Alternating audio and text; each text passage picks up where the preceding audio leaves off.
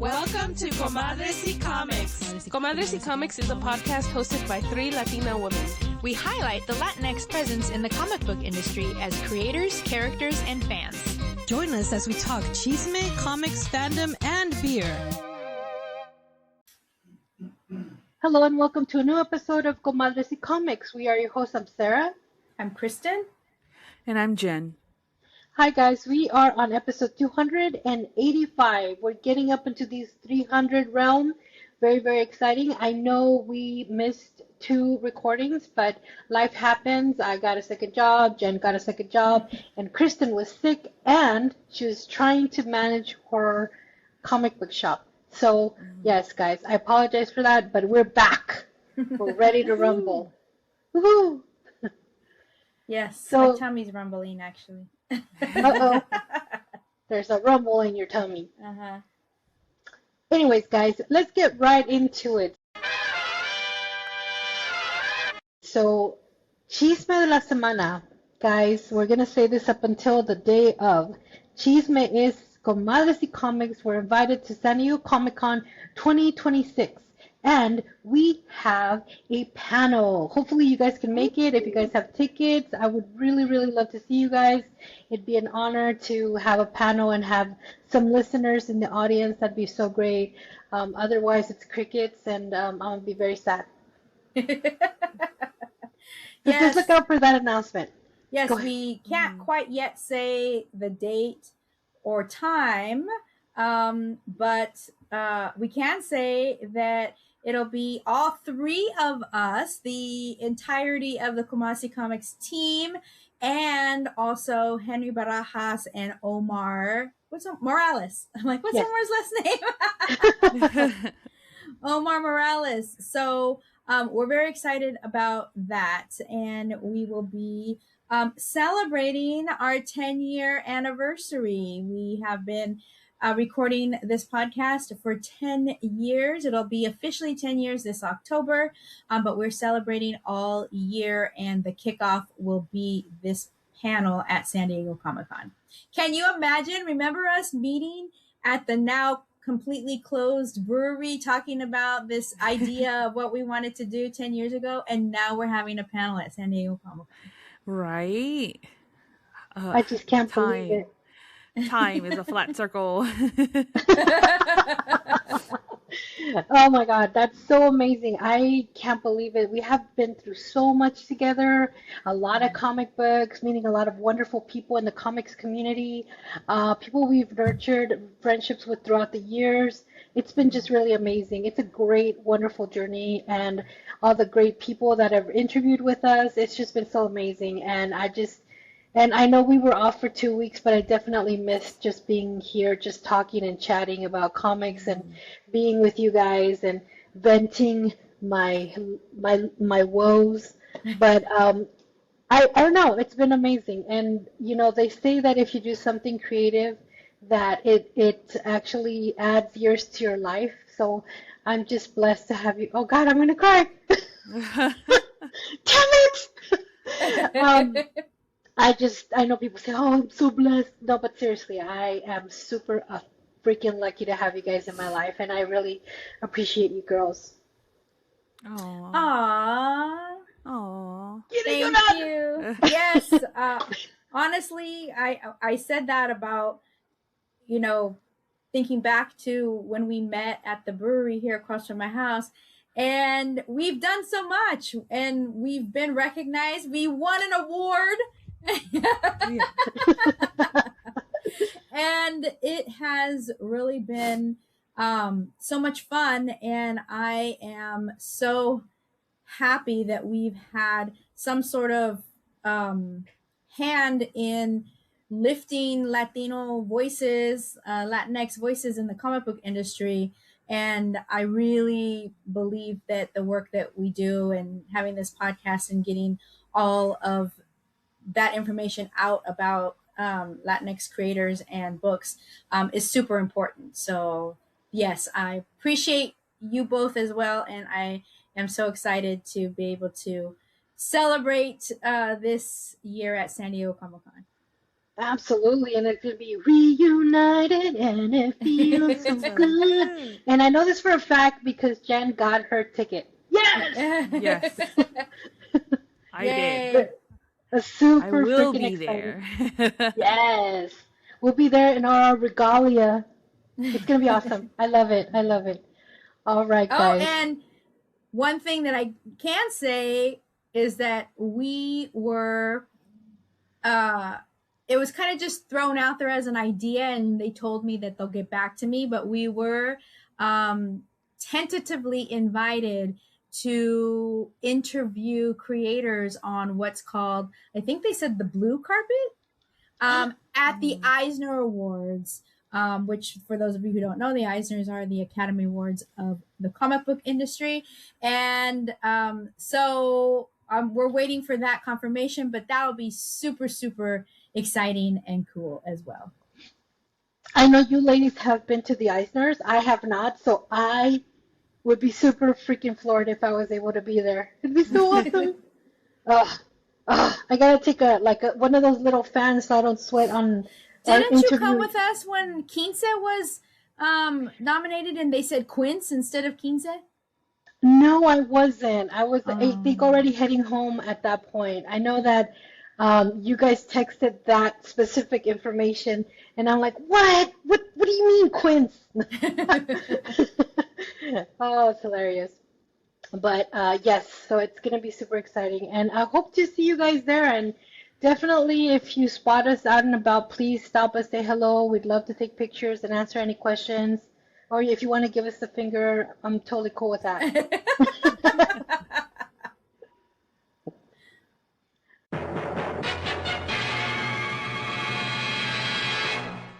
All right, guys, now it's time for On My Radar. Kristen, what is on your radar?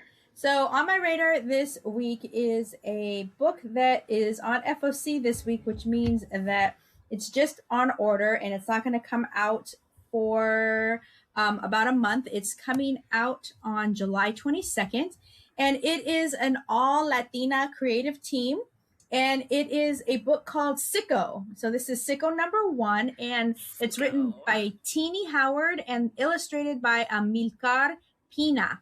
The colorist is Amanda Grazzini, and the letterer is Ariana Mayer. So completely female, woman-led creative team.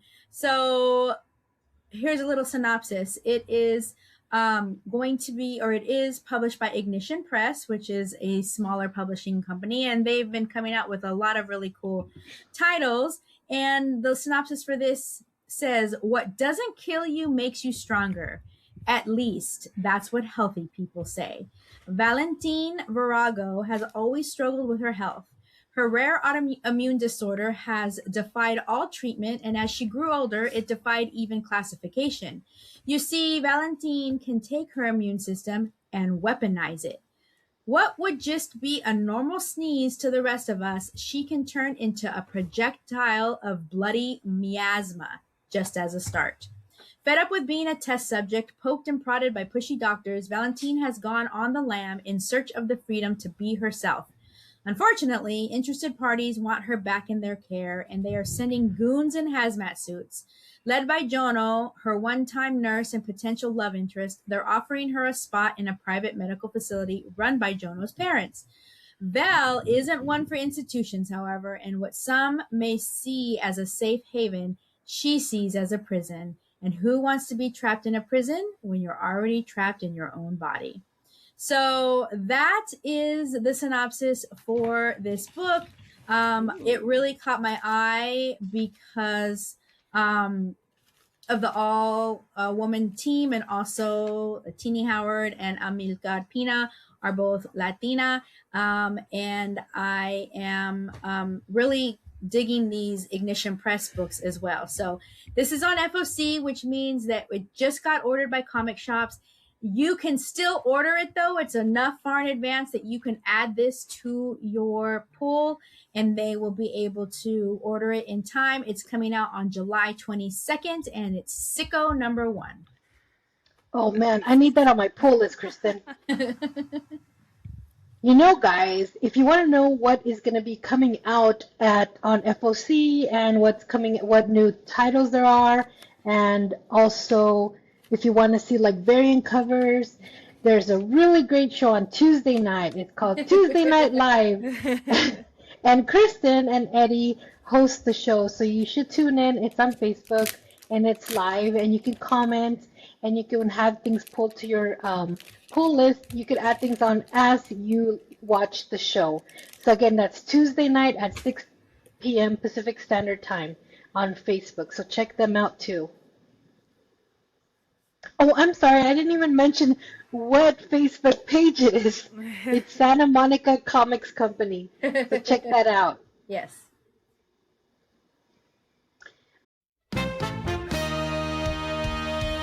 All right, guys, now it's time for our book review. What are we reviewing today, ladies? We're reviewing Life of Melody.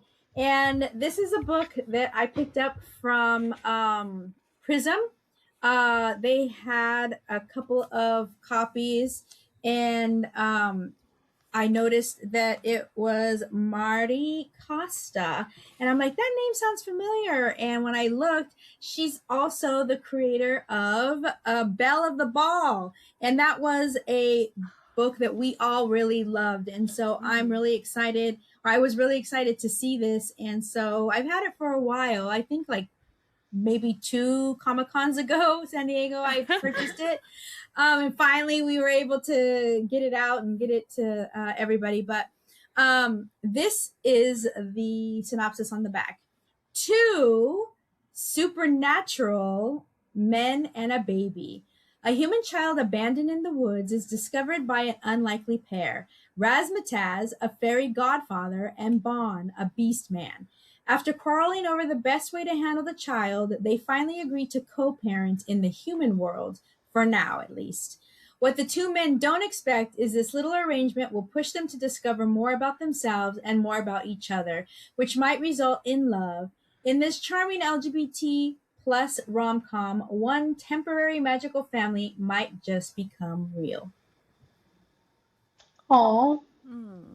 It was so cute. As I'm reading it, I actually started reading it when I was sick, because that was 2 weeks ago, and I thought we were gonna record, and then like we said, life happened. So, but I just remember starting it and being like, oh my gosh, this is so cute. So as the back says, Razmataz and Bon are in the woods, and they come across this little abandoned baby, and you'll have to, because I read the first like half of it so long ago, you'll have to remind me. Razmataz is a fairy godfather, and he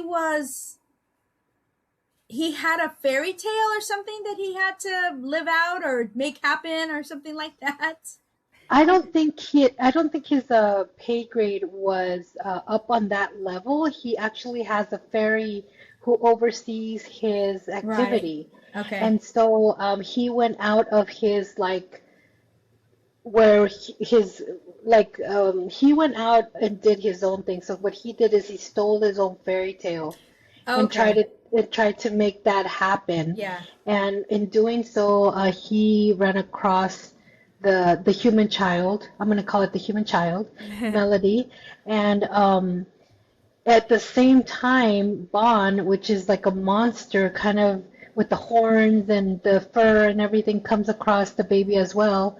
And they both immediately, Razmataz is like, you're not getting the baby. He's like, well, I'm not letting you have it. He's like, but you're going to eat it. No, you don't know that. And they get into this argument, but even then you could see the sparks kind of flying, Razmataz has this like, he's like so, I don't know, how would you describe him? Razmataz is sort of como nervioso, like he's always like, he's uptight, and he's always like angry, and Razmataz just loves, and Bond just loves to push his buttons.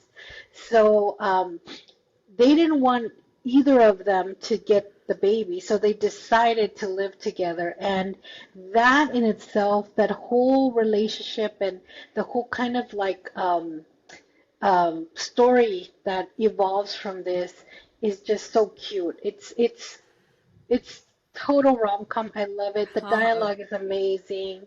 The art is great. And even though you think Melody is kind of like the main character, like actually the romance is for me the main character.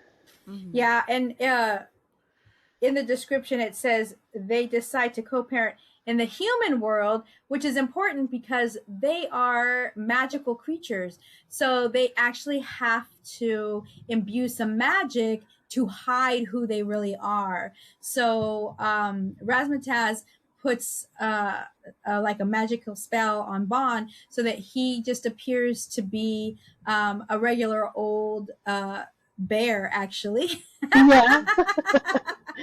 And he actually works at a school. Like a little Kind of like a daycare. Yeah. And it's so cute how he actually interacts with the kids. You can tell right away that he's so good with kids and all the kids love him. And like Sarah said, Razzmatazz is very like uptight and very like particular and like snooty kind of. But you can see that Bond is like chipping away at that shell throughout the book. And like any good story and rom-com, there comes a point in the story where they are like something comes up in the relationship and they decide to not decide, but they do split up. And Razzmatazz actually leaves for a while. I won't spoil why or what happens, but there is that, what's it called in story building, whatever, the when you have the issue, the problem or whatever.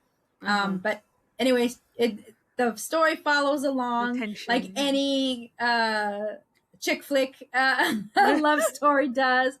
And it was just, honestly, it is teen. It's YA book 13 plus, but I honestly really thought, like in reading it, like it was like an adult book, not because there was sex or whatever, but like it deals with adult issues, you know, marriage and raising a child. And so I just really loved it. I was a big fan.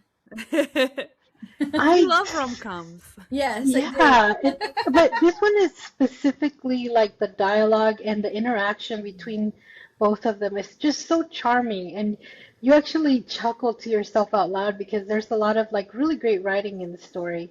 I totally loved it. I love, even in the artwork, you see like whenever like Razzmatazz, and I'm never gonna get tired of saying Razzmatazz, but you could see in the way his eyes pop out, like when he's kind of sensing that maybe like Bond's touch kind of like stirs something within him, and you could see like his pointy nose kind of get all like extra pointy, and he gets all straight and bothered. Well, it's just like Belle of the Ball. This is written and drawn by the same person. She's done everything, and Sarah always likes to brag for the creator about what a big deal that is to take on both of those roles in a book.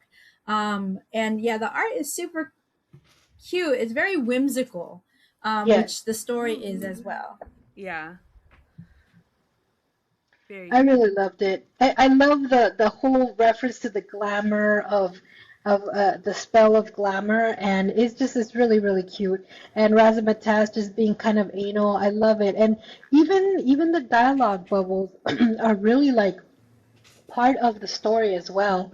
I mean, it just really, I really love when they go out of their way to make something kind of like really stand out and really kind of make sure you know who's talking, which thought bubble is whose, and it's just really just quite charming. I really, really loved it. And those instances when you see them like getting closer and kind of sort of like trying to not get too close, but and then the thing I found really funny was that the fact that they're like, oh yeah, just a lifetime, which is what, 90 years, but they don't see it as a long time because they end up living forever. And so that is also kind of an issue that comes into the story in itself. So there's a lot of really great aspects of the story that kind of sneak up on you, and they can propel the storyline and why the characters are feeling a certain way, which I thought was really great. It was really great world building. But didn't he eat the ring? Didn't Bond That was eat the Bond. ring? Yeah, that's what I Bond meant. ate the- Bond. Bond No, ate the ring. but Razzmatazz ripped off his fairy wings. Right. Yeah, so that made him human. Both. Right. But you said giving up his furry. And I thought I said wings. I'm sorry. Oh, okay. I mean, I didn't think he was gonna do that, but he did. Wow, the romance of it all. Yeah, it was really great. And this was before. He just did that out of like not really knowing or confirming that Bond loved Razzmatazz. He just gave it up for Melody, basically. I think at that point. Yeah. He was like, "That's my daughter." Oh yeah, it was really great. Anyway, go ahead, Kristen. Oh, I was just going to address the fact that Sarah and I are talking nonstop about the book. A, because we really loved it, and also B, because Jen couldn't find it. Yeah, look, my So, room is a mess right now. unfortunately, she wasn't able to read the book before our recording, so that is why she is not or else, rest participating in assured, the I would be yapping conversation. as well. Instead, I'm Yeah, no, because it's really great, actually. Yeah. like, I haven't. There's so many things thrown out around here. Like the entire floor is covered in shit. My table's covered in garbage. Oh my god. But yes.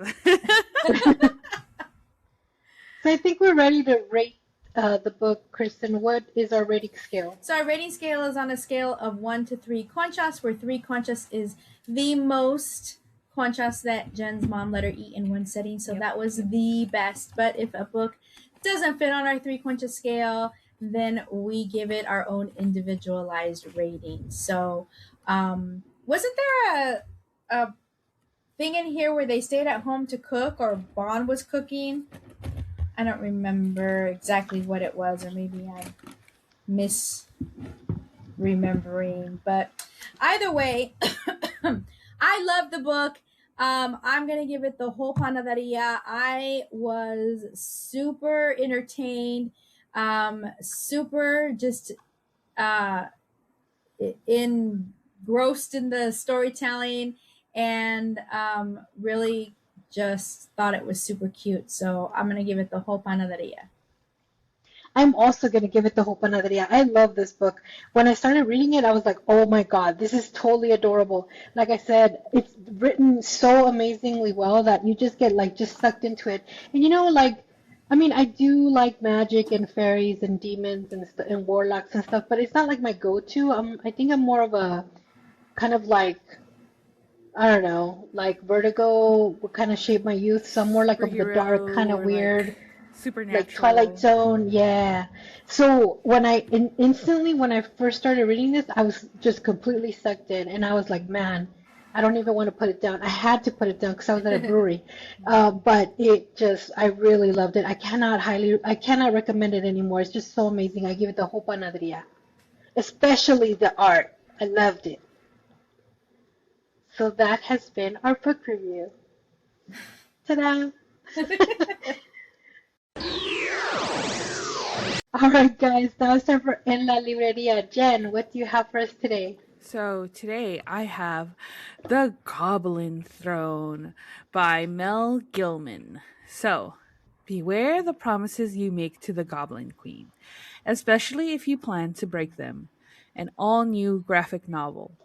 So, this is being done by Iron Circus Comics, and we've done covered Kickstarters that have been done by them. Iron Circus Comics is an indie publishing company that's really, really good. They were born in 2007, and they've won a lot of awards. From like They've been nominated in the Eisners. They've won a bunch of Eisners, but also like Ringo Awards and stuff like that.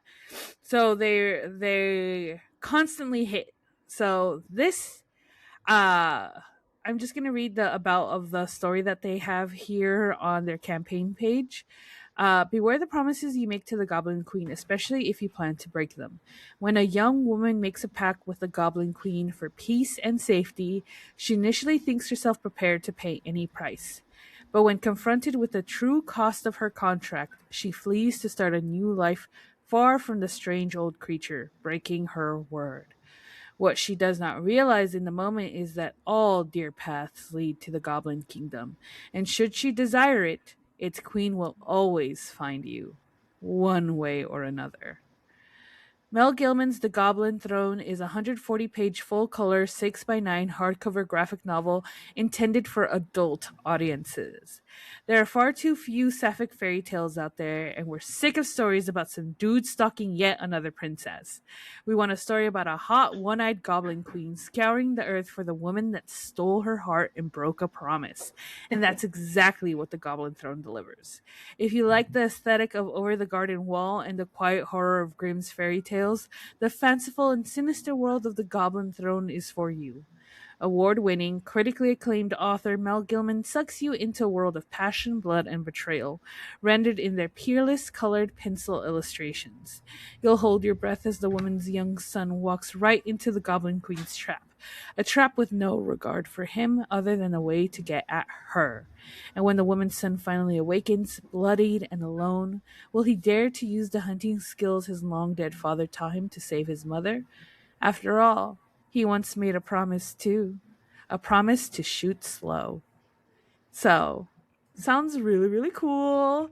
As I was like reading it, and what caught my interest is that so I love Jim Henson's like The Labyrinth. Like that is that's my shit. I love that movie. I own that movie in DVD, and if there was a Criterion version of it, I would probably own it too. Because it's just, I love it. And this reminded me a lot of it, but like boom, make it lesbian. So this has it had a goal of $5,000. It exceeded that.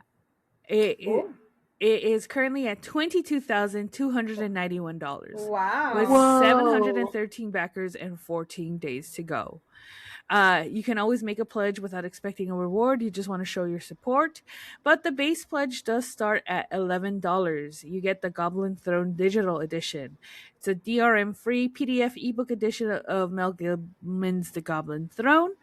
And then the next tier up is $22, which is the hardcover version of the book, which honestly is not cheap. bad. That's really pretty cheap. Good. I believe. For hardcover? Yeah. Well, I think that's because they don't have shipping included in it yet. Oh. So you will be paying an estimated $10 additional for shipping. So mark that down as $32. Got it. And then there's Mel's Picks Digital Edition, which is $110. And on here it says, we've asked Mel to put together a bundle of Iron Circus titles that they think fans of the Goblin Throne would love. In addition to a DRM-free PDF ebook of the Goblin Throne, you will receive ebooks of 11 other spooky, scary, and supernatural Iron Circus titles. Which I believe there's, let's see, Letters for Lucardo, which we have read, Fortunate Beast, The Silent Lord, My Monster Girlfriend, plus 7 more. So there's some good ones in here. And then there is a $220 version of Mel's Picks, and these are all print editions of those books, which honestly, just for Letters for Lucardo, might be worth it. Oh my god. So definitely check it out. It's 100% going to be funded. I'm pretty sure it's already made and just waiting to hit the printing press. Iron Circus constantly delivers on great titles and great books. I wouldn't be surprised if this makes it to a GLAAD award or something, or is nominated for one. Definitely check it out. It is The Goblin Throne by Mel Gilman on Kickstarter.com. That's so cool. I was actually just thinking about Labyrinth. You know how when you do the reels, there is this one that was talking about the labyrinth. I'm like, oh my God, I haven't seen that movie in a while. But I just remember like being transported and just I haven't thought about the Goblin King in some time. So maybe it's time to revisit that for sure. Oh, 100%. It is like, I'm not gonna lie. I think there was a point in time where I was watching it every weekend. Wow. Yeah. Whoa. Now I don't watch it every weekend, but every other month I'm like, time to rewatch The Labyrinth. I haven't seen that in so long, and I think I probably only have seen it maybe once or twice. Shame on you. And I don't remember any of it other than the stairs. Got it. All right, guys, now it's time for Juntos y Fuertes. What do you have for us today, Kristen? So today I have something that's a little local. It is an event happening over at Revenge Of. And if you don't know, Revenge Of is another comic book store in the LA County area. It's located in Eagle Rock. And if you've never been, then you don't know that it actually has a bunch of pinball machines inside. It looks like a freaking movie set when you walk in. And the new this week is like a deli counter, and instead of saying new, it says fresh. So like it's fresh meat or something like that. That's funny. But, I love that. Yeah, so they are pretty cool at doing events because they just really have the capital to be able to invite a bunch of big names there. At least once a year, not including Free Comic Book Day, they have a weekend where they just have a list of, like, I'm not even exaggerating, like 40 to 50 creators and like big name creators that are there. And they actually are the owners of the shop, are from the movie industry, movie and TV. So they kind of have the experience of making their shop look like a TV or movie set and have the money to be able to invest into their big events. And they do a really great job of it. I've been there a few times for some releases, and Comics Pro, the retail organization, does their like ending of the week party there, and so it's always a really fun time. So that's all to say that Revenge Of, a comic book store in LA County over in Eagle Rock, is holding a variety show. And this is called SMA's. Don't ask me what SMA stands for, but it's SMA's Variety Show. And so they're going to have this show on Saturday, the 27th of June. So that's 2 weeks, in 2 weeks. And apparently they've done this before. So because it says this is another edition of SMA's Variety Show. Maybe it's Smoz. I don't know. But this is going to be an amazing night of comedy and music with a special live comedy pilot reading featuring some of the best performers in the world. Stand up from El Madrigal, Radu Bondar, Pap Johnson, and Fabrizio Guido with music by Zeal. The reason I'm sharing this, because it's a cool event, but the main reason I'm sharing this on Juntos y Fuertes is that all of the proceeds from this special show is going to be supporting Chirla, which is one of Los Angeles's leading immigrant support groups. So if you are free on Saturday, June 27th, tickets are $25 and the doors open at 7:30 and the show will start at 8 o'clock. Oh my, that sounds like super, super cool. Yeah. That is amazing. Like, I mean, I know that there's a lot of shows that get made, a lot of short films and all that. So there's a lot of props and a lot of stuff like that gets trashed a lot of the time. So yeah, I can imagine that that's what they use in their shop, like just to change it up and switch it up a little bit. It's very visually stimulating. It's so cool. And I love pinball. So I could be there all day playing pinball. And the special live reading of the comedy pilot that they're going to be doing is for a pilot called The League of Extraordinary Immigrants. Ooh. Oh, that sounds amazing. Oh, That and sounds here's so cool. here's where SMA comes from. It says it's written by It's written by Smaranda Luna. Excellent. So there you go. Awesome. Well, hopefully I can make it there because it sounds really amazing. So thanks for sharing that. All right, guys, now it's time for saludos. And saludos goes out today to Editor-in-Chief Barbara Dillon. She had a birthday on June the 10th. So happy birthday to you, Barbara. We really appreciate Editor-in-Chief of what? I didn't say? Fan-based press? Oh, my God. Jeez. Fail. I wrote it here. It says fan-based press right under Editor-in-Chief. Happy birthday, Barbara. Also wanted to say a shout out to everybody celebrating Juneteenth. Happy Juneteenth to everyone.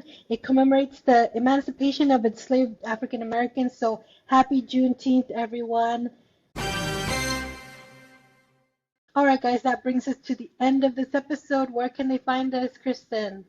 As always, you can find us on our website at comadrescomics.com, where you can find links to our shows and also some little bit of tidbit information. We should really update some of those pictures. We should take tons of pictures at San Diego Comic-Con this year. Absolutely. If you have a question or a comment, you can always email us at comadrescomics@gmail.com. We're on every major streaming platform, and you can watch us on YouTube. Excellent. Well, thank you guys so much for listening. We can't wait to see you at San Diego Comic-Con 2026. We have been your host. I'm Sarah. I'm Kristen. And I'm Jen. Bye, guys. Bye. Bye.